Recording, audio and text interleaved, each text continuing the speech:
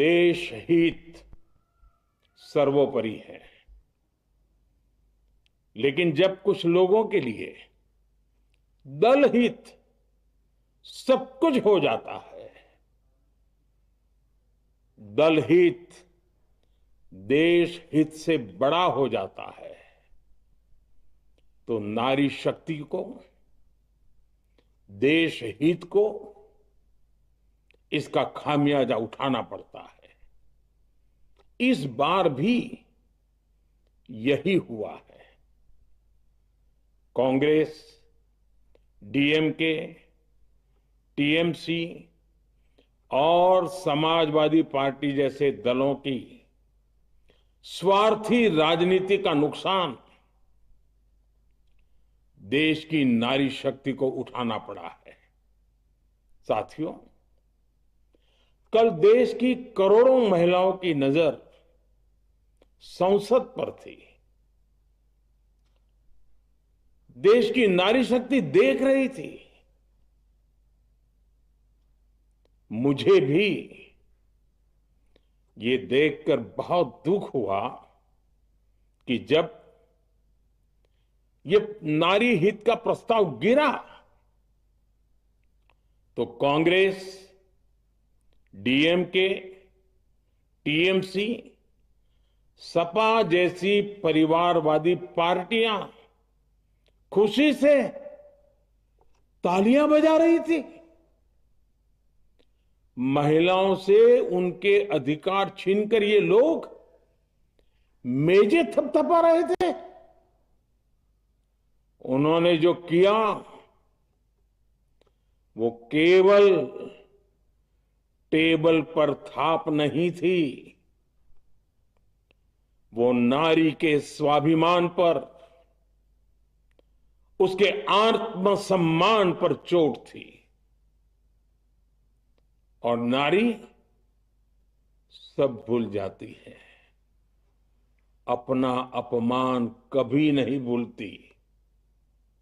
इसलिए संसद में कांग्रेस और उसके सहयोगियों के उन सबके व्यवहार की कसक हर नारी के मन में हमेशा रहेगी।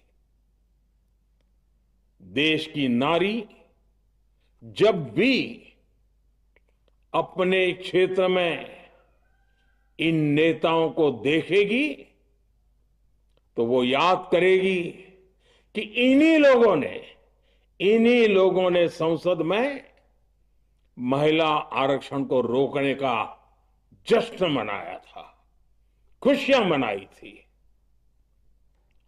कल संसद में नारी शक्ति वंदन संशोधन का जिन दलों ने विरोध किया है, उनसे मैं दो टूक कहूंगा। ये लोग नारी शक्ति को फॉर ग्रांटेड ले रहे हैं। वो ये भूल रहे हैं कि 21वीं सदी की नारी देश की हर घटना पर नजर रख रही है।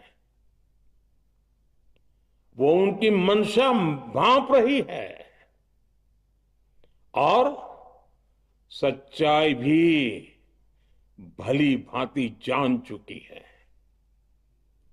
इसलिए महिला आरक्षण विरोध करके जो पाप विपक्ष ने किया है, इसकी उन्हें सजा जरूर मिलेगी।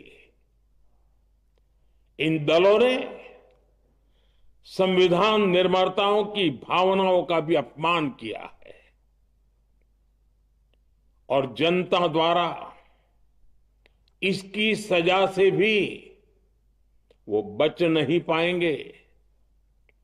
साथियों, सदन में नारी शक्ति वंदन संशोधन किसी से भी कुछ छीनने का नहीं था।